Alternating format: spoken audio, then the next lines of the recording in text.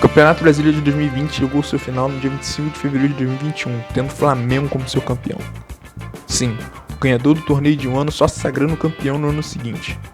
Claro que essa situação só ocorreu esse ano devido à parada da pandemia, mas isso não é exatamente um fato novo no Campeonato Brasileiro. Muito pelo contrário, aliás. Seja pelo aperto no calendário com estaduais e excursões amistosas ou pura bagunça de quem organizou. Então eu vou listar aqui todas essas vezes em que o campeonato de um ano invadiu o seguinte. E começando pelo começo, Taça Brasil de 1959, primeira edição do Campeonato Brasileiro, ou pelo menos, primeira tentativa de um torneio nacional de clubes. O Bahia chegou à final contra o poderoso Santos de Pelé e Companhia Ilimitada. A ida e a volta da final foram jogadas ainda em dezembro de 1959. 2-3 para o Bahia na Vila Belmiro, 2-0 para o Santos na Fonte Nova. Como não existia no regulamento decisão por saldo de gols, nem muito menos gol fora de casa, a finalíssima só foi decidida 3 meses depois, no dia 29 de março de 1960, em um jogo extra no Maracanã que o tricolor de aço ganhou por 3-1 o Santos sem Pelé entre os escalados. 3 anos depois, a Taça Brasil de 1962 botou frente a frente as bases da seleção brasileira bicampeã do mundo. Botafogo de Newton Santos, Amarildo, Garrincha e Zagallo e o Santos de Pelé, Gilmar, Mauro, Zito e Coutinho. Os 3 jogos das finais, entretanto, só foram realizados em 63. Em 19 de março, Santos venceu por 4-3 o Botafogo na Vila. 12 dias depois, o clube de General Severiano se recuperou ganhando por 3-1 no Maracanã.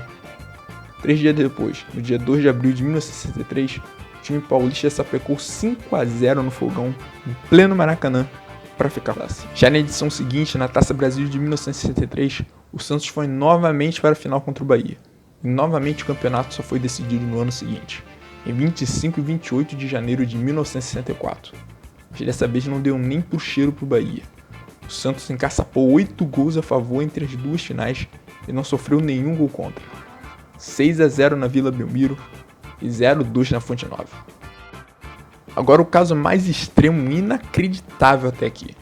O campeão da Taça Brasil de 1968 só foi decidido em outubro de 1969.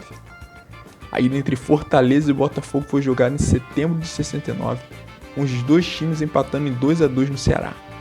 E um mês depois, 4 de outubro, o Botafogo conquistou seu primeiro título ao golear 4-0 Fortaleza.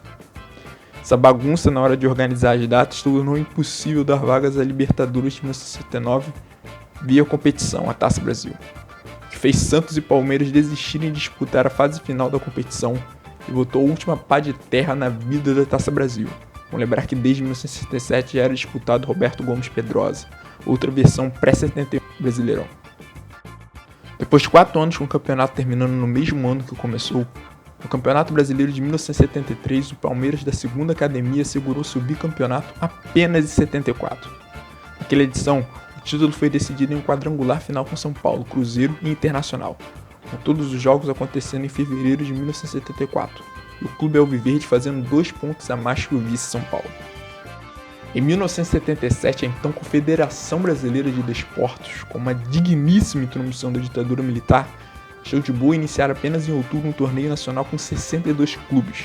Obviamente, o título só poderia ser decidido no ano seguinte, como foi. Atlético Mineiro e São Paulo se enfrentaram no Mineirão em 5 de março de 1978 para, após um 0-0 no tempo normal, decidir nos pênaltis, pela primeira vez na história dos Brasileirões, o Campeonato Brasileiro. Deu São Paulo por 2-3 nas penalidades. De curiosidade, fica o fato de que o Galo não perdeu naquela edição do Brasileiro. Sim, o Clube Atlético Mineiro foi vice-invicto do Campeonato Brasileiro. O karma vem desde os anos 70. Depois de 9 edições, novamente o Campeonato Brasileiro teve seu campeão decidido apenas no ano seguinte. Talvez pela dificuldade de condensar nos últimos 5 meses de 1986 um torneio com 80 participantes. Em 22 e 25 de fevereiro de 1987, São Paulo de Miller e Careca e o Guarani de Ricardo Rocha, Evair, do atual técnico da seleção brasileira, Tite, decidiram quem seria o campeão brasileiro de 1986 em uma das mais emocionantes finais do brasileiro em todos os tempos. Primeiro jogo, 1-1 no Morumbi. Na volta, o Guarani ganhava seu segundo título até o penúltimo minuto da prorrogação, quando o Careca empatou a partida em 3-3 e levou a decisão aos pênaltis, onde o tricolor paulista venceu por 3-4 e segurou o seu bi. 87 é um dos anos mais polêmicos e complexos do futebol brasileiro, mas como não é o objetivo do vídeo explicar tudo isso se eu lembro, eu vou tentar simplificar. A Copa União, organizada pelo Clube dos 13, depois definido como módulo verde pela CBF, foi decidida entre Flamengo e Inter ainda em dezembro de 1987. E em um campeonato organizado pela CBF, chamado de Torneio Roberto Gomes Pedrosa, depois definido como módulo amarelo pela entidade. Mas a CBF definiu que o campeão e o vice de cada módulo deveriam se enfrentar em quadrangular. Claro e Inter se recusaram a participar, então apenas Guarani e Sport, vice-campeão do módulo amarelo, se enfrentaram. Em 31 de janeiro de 88, os dois times empataram em 1-1 no Brinco de Ouro. E em 7 de fevereiro o Sport ganhou por 1-0 e foi consagrado campeão. No final dos anos 80, a CBF estava realmente mais desorganizada que o usual, porque pelo terceiro ano seguido, o campeão de uma edição só foi decidido no ano seguinte. As semifinais e as finais foram todas jogadas no mês de fevereiro de 1989. O Inter, finalista ao lado do Bahia, jogou a primeira partida da final apenas 3 dias depois do chamado Grenal do século.